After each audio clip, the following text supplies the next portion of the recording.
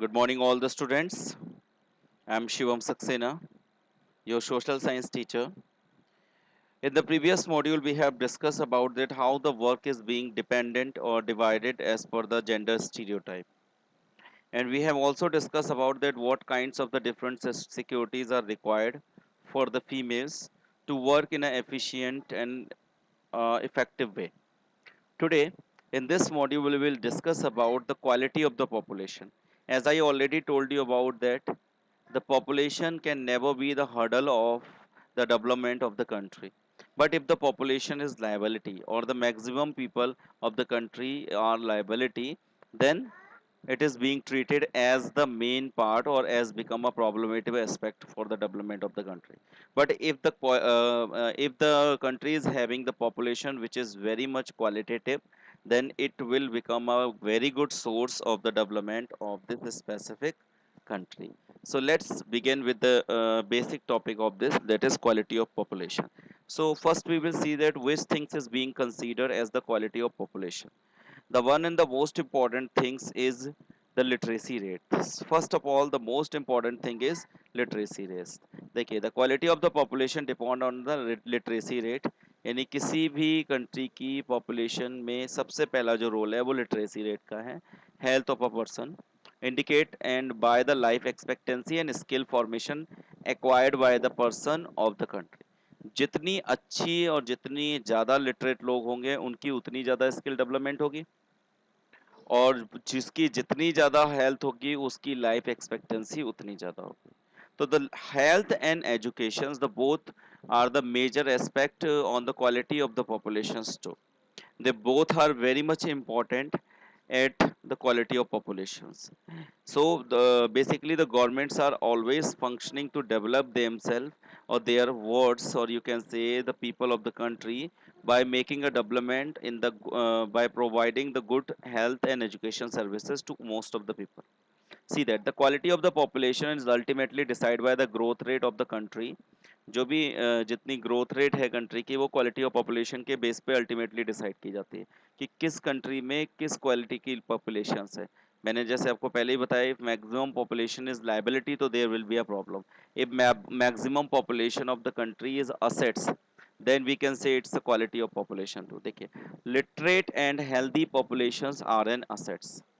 Literate means कि वो educationally well trained होने चाहिए, तो they will be skilful and there will be no hurdles for getting the job in that. मैंने आपको बताया था एग्जांपल ऑफ जापान, कि जापान में नेचुरल रिसोर्सेज नहीं है लेकिन वहाँ के जो ह्यूमन रिसोर्स हैं वो बहुत ज़्यादा हाईली स्किल्ड हैं और वो हेल्थी भी हैं.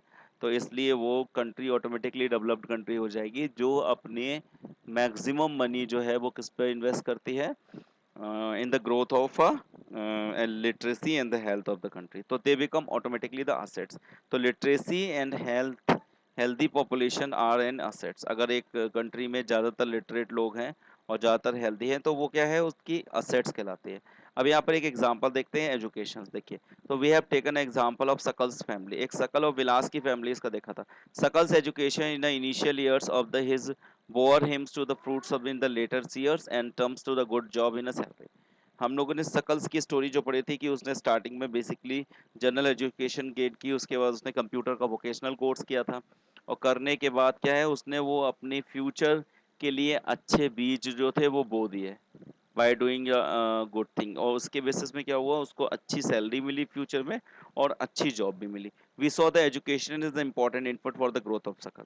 अब देखिए यहाँ पर जो इनपुट दिया गया सकल को वो क्या था, education only, because his parents was illiterate, but even then they want that their words should be well educated.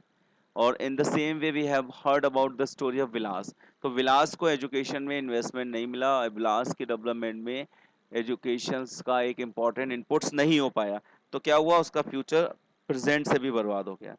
It opened up the new horizons on him and provide the new aspiration and developments of the value of life. ठीक है, not only for the सकल the education contributes toward the growth in the society also. It enhance the national income. अगर education highly है और अच्छी education है तो जितने भी पढ़े लिखे लोग होंगे they will take a proper decision and they will get a very good job. So in this way they can also increase the national income too. The cultural richness and increasing in the efficiency of the governances. There is a provision to make universal access, retentions and the quality of elementary education with a special emphasis on the girls. देखिए, तो वहाँ पर एक important चीज़ क्या है कि generally क्या होता है कि the people has already understood the means of the literacy on that, कि the person of the country should be well literate, but there should be a emphasis on the basic or elementary education on the girl child too. Apart from this, just take a look on over there, so you will see how the peoples are gender stereotype and how they are providing the education facilities to the male child only. See the scenario which has been given over there. You can take a look. In 1957 the education's quality is very less and a very less people in the country were educated. और उसमें से भी आप देख सकते हैं कि mail और फीमेल की एजुकेशन में कितना डिफरेंस है.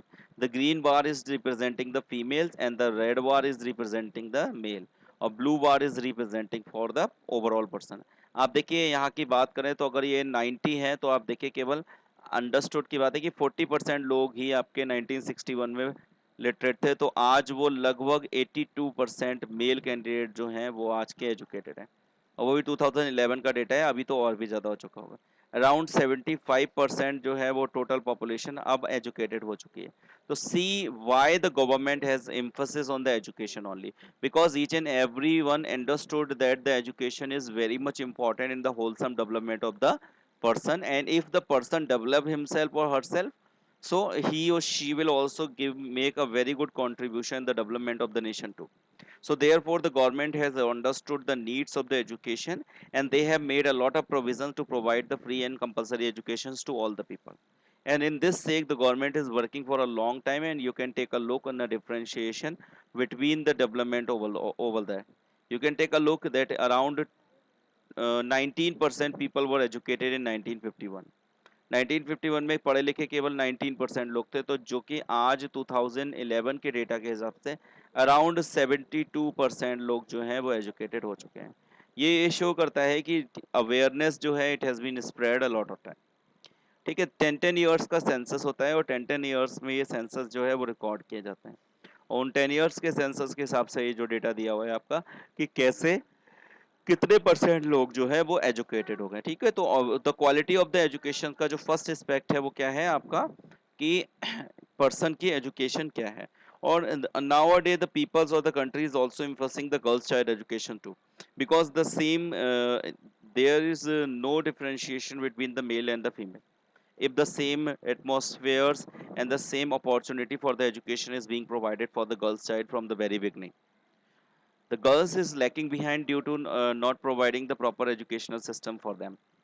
ठीक है, यानी गर्ल्स आज के टाइम पर जो पीछे हो जाती हैं, एक लंबे समय से पीछे थी वो बॉयज आगे थे, तो उनके पीछे बेसिक रीजंस क्या था, क्योंकि गर्ल्स को एजुकेशंस या हेल्थ में उनके हेल्दी फूड उनको नहीं प्रोवाइड किया जाता था.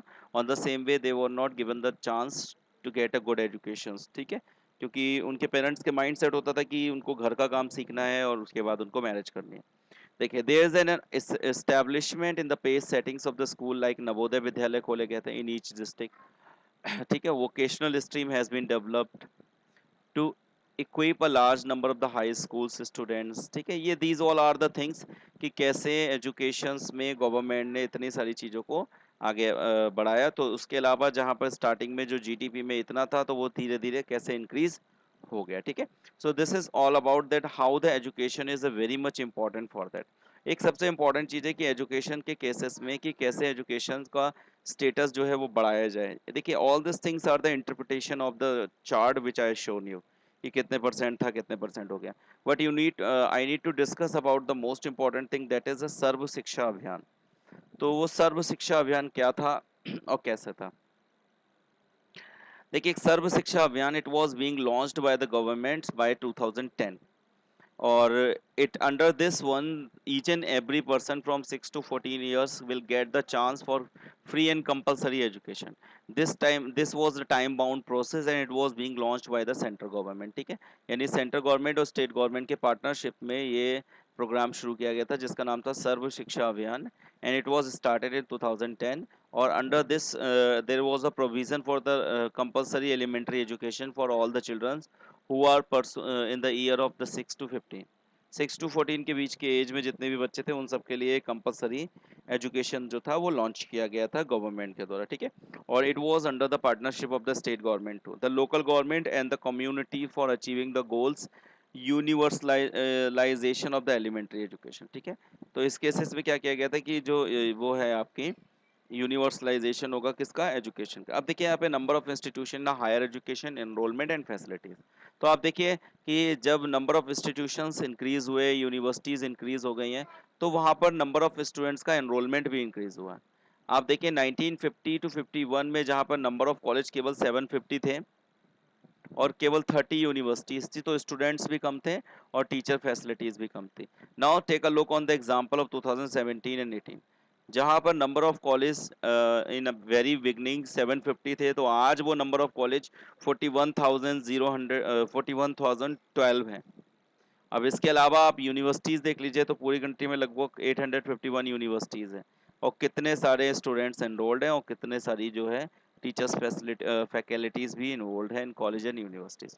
तो ये शो करता है कि कैसे number of institutions and colleges को बढ़ाया गया, और ये बढ़ाने का काम किसने किया, गवर्नमेंट ने किया। और क्यों किया, because the government has understood the needs of education, क्योंकि गवर्नमेंट को एजुकेशन की आवश्यकता समझ आ गई थी और गवर्नमेंट को ये चीज़ समझ आ गई थी कि जो एजुकेशन है it is very much important for the development of the wholesome of the country, ठीक है।